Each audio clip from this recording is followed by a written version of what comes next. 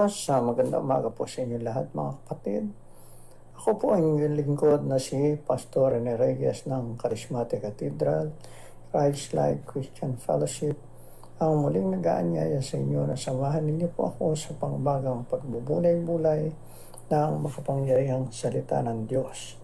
Ang ating pong pagbubulay-bulayan ay ang Isaiah, Kabanatang 12, Talatang 2. Ganito po ang sinasabi: ang Diyos ang siyang naglikta sa akin.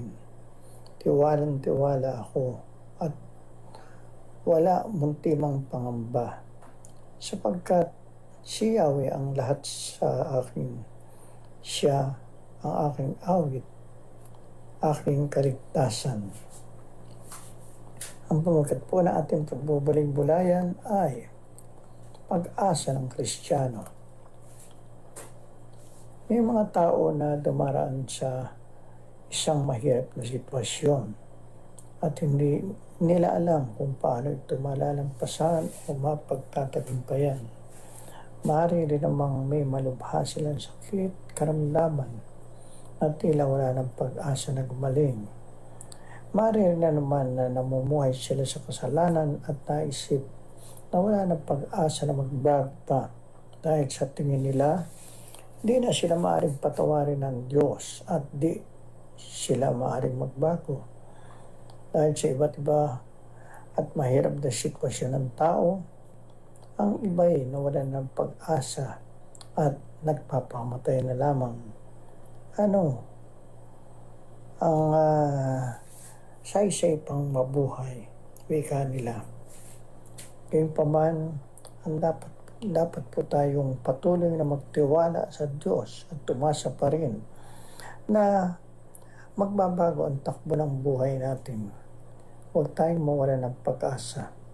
Subalit ano nga ba ang pag-asa? Ang pag-asa ay buong pusong pagtitiwala na mayroon pa rin magandang mangyayari. Ang pag-asang ito ay may kaugnayan sa ating pananampalataya sa Diyos na napakabuti. Napakalagang huwag nating iwala ang ating pananampalataya sa Kanya at makatitiyak tayong ang pag-asa ay di rin mawawala sa atin. Tandaan, kapag pinuno natin ang pag-asa ang ating puso, magkakaroon tayo ng kagalakan at kapayapaan. Dapat natin tandaan na nais ng kaaway na walang iba kundi si Satanas na tayo ay mawala ng pag-asa. Nais niyang paniwalain tayo na wala na mangyayari pang maganda sa ating buhay.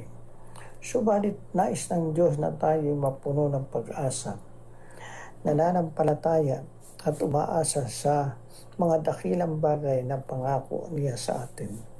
Sa katunayan, ayon sa Roma, Kabanatang 15, Talatang 13, ang Diyos ay Diyos ng pag-asa. Puno ang ating Diyos ng kahabagan at mga bagong simula. Roma, Kabanatang 5, Talatang 13. Marami ang nasanay na mamuhay sa kawalan ng pag-asa. Sa halip na magkaroon ng pag-asa, ang iba ay nabubuhay sa bahala na. Marami mga negatibong bagay ang nangyayari sa ating buhay na naging dahilan upang mawalan na tayo ng pag-asa. Pero lagi natin tandaan, ang Diyos ay may magandang plano sa ating buhay at ito ay Kanyang sinimulan at Kanyang tatapusin.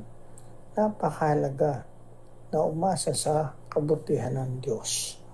Dapat nating malaman na ang taong may pag-asa ay di marunong sumuko. Nagpapatuloy na gumawa para sa ikapagtatagumpay ng kanyang layunin sa buhay. Kaya sa ngayon, kahit humarap siya sa mahirap na sitwasyon ng buhay, gaya ng kabiguan, hindi nawawalan ng loob at lakas para ituloy ang kanyang laban sa buhay. Sapagkat nalalaman niyang ang Diyos ay gumagawang kasama niya para sa kanyang kabutihan. Maaaring marami na siyang tiniis sa buhay, kabiguan, pero may kapangyarihan siyang hindi nauubos at nananatili ang kanyang lakas dahil sa kapangyarihan ng pag-asa. Nais ng kaaway na maniwala ka na walang pag-asa itong bago. Dapat nating paniwalaan na anuman ang ating kinakaharap ngayon, nais ng Diyos na malaman mong mahal ka niya. Mahal na mahal at maaari mo siyang pagtiwalaan na makagagawa siya ng himala sa gitna ng iyong mahirap na kalagayan. Huwag kang mawala ng pag-asa.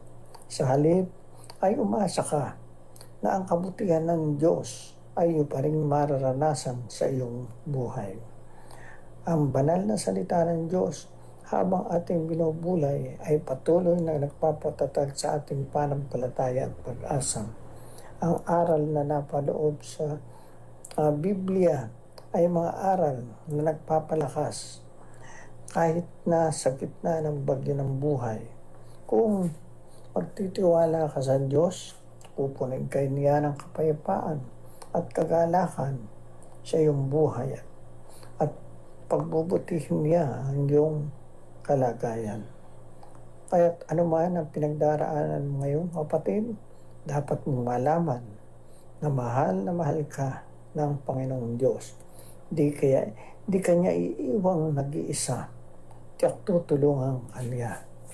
Purihin at pasalamatan ng Diyos sa pangalan ng Panginoong Yesus. Tayo po'y manalangin. Panginoong Diyos, maraming salamat po. Tunay nga po, ikaw ang nagmamahal sa amin at nalalaman po namin. Hindi mo po kami babayaan ang pag-asay sa iyo lamang. Amen.